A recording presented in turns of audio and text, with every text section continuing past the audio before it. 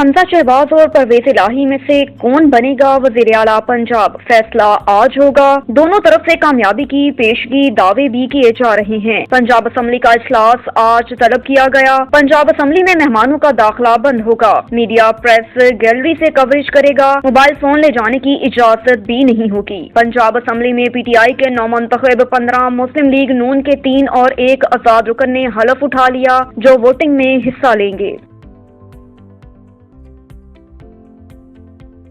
Punjab assembly में police तैनात की जाए, डिप्टी स्पीकर का चीफ सेक्रेटरी और IG को खत में कहा गया कि पंजाब असम्बली की हदूद और ऐवान में भी पुलिस तैनात की जाए। मुझे वजीर आला के इंतखाब का सेकंड पोल करवाना है। डिप्टी स्पीकर ने खत में कहा कि तमाम सिक्योरिटी इंतजामात यकीनी बनाए जाएं ताकि सुप्रीम कोर्ट के हुक्म के मुताबिक वजीर आला का इंतखाब करा सकूं।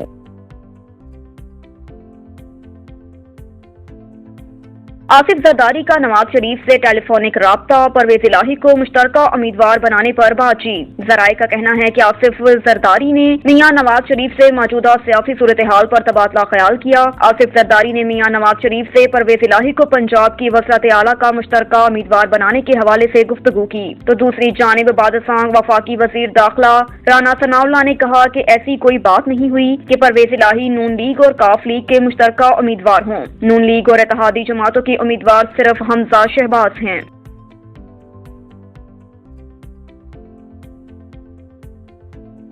वजीर आला पंजाब का इंतखाब, मोहन्नस इलाही की इमरान खान से मुलाकात में मोहन्नस इलाही के हमरा हुसैन इलाही भी शामिल थे, जिसमें इमरान खान को PTI और काफ लीग के तैयारियों से मुतल्लिक ब्रीफिंग दी गई। इमरान खान ने कहा कि पार्लिमानी कुव्वत और अक्सरियत PTI के साथ है, इंतखाबी अमल को सबोताज करने की इंतजामी कोशिश बर्दाश्त नहीं करेंगे। वजीर आला पंजाब के इंतखाब का फैसला आज होगा। मुस्लिम लीग नून के हमजा शहबाज और तहरीक इंसाफ के हमायत याफ्ता मुस्लिम लीग काफ के चौधरी परवेज इलाही फिर आमने सामने हैं।